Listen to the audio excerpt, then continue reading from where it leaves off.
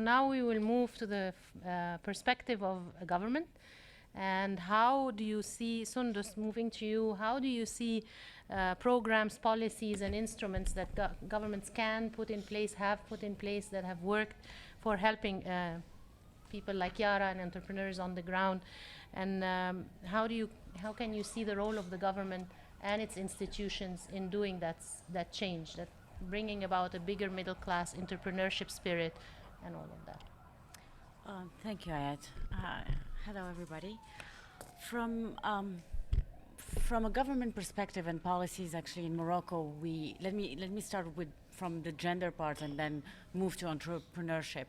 From the gender part, actually, we have made considerable reforms including women, or more inclusive reforms for economic social development. And that happened actually in 2004 with the new family code. And, in theory, everything is equal for women and men. But unfortunately, when you look at the practice and the implementation of these laws or this legal reform, there is this social norms constraint. Or, you can call it actually tradition, you can call it cultural clashes, but there are still actually issues when it comes to implementation. And we try to go around it by, having some initiatives here and there, showing that actually women are participating more and more. And but from the entrepreneurship kind of perspective, the government is very much aware that is an alternative to employment today. I mean, job creation is very slow, and they are pushing more and more for this alternative. And that's why, you see a lot of ecosystems that are being put in place for incubators, accelerators, finance, etc. But then when you look at it again from the practical perspective, you see that the implementation is much harder. There's still a gender barrier. Be it for finance, women cannot have access to finance in a very, as men would, because there is, this trust issue with women when it comes to finance. And, since there is no legal framework or any constraint that the bank would extend to women like men, there is always this interest that is higher, or like they're asking for more guarantees or more collateral than it's supposed to be. And this is where it comes where we have thought about different vehicles for that, and what we call hybrid kind of financing, where actually the World Bank this year, and they have extended 50 million to the Caisse Garantie in Morocco, where they will act as a catalyzer to bring more private investors to put money into the entrepreneurship world, and mostly in the startup and innovation. And I think that is the future of startups and entrepreneurship in the region. It's bringing actually this money, this extra money, in the hybrid way to catalyze for more and more investors to come in.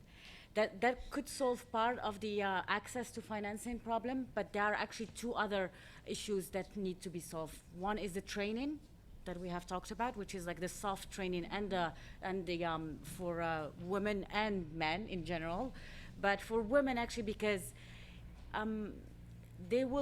probably women will feel much at ease if it was gender driven. It's if you put it as women with women, they will feel less intimidated than when you have a mixed kind of setting for training. And I think we should actually put more emphasis on that, and we don't have that in our part of the world. And the third point will be on mentorship. And the mentorship today comes from mostly it's weak. It's not very. You don't see a lot of mentors, investing their time on this kind of endeavors. But women will look up more into women than to men in this case, and I think we should probably incentivize more women to mentor and kind of take up this training for women, and to encourage them into more entrepreneurship, like what Yara did and other.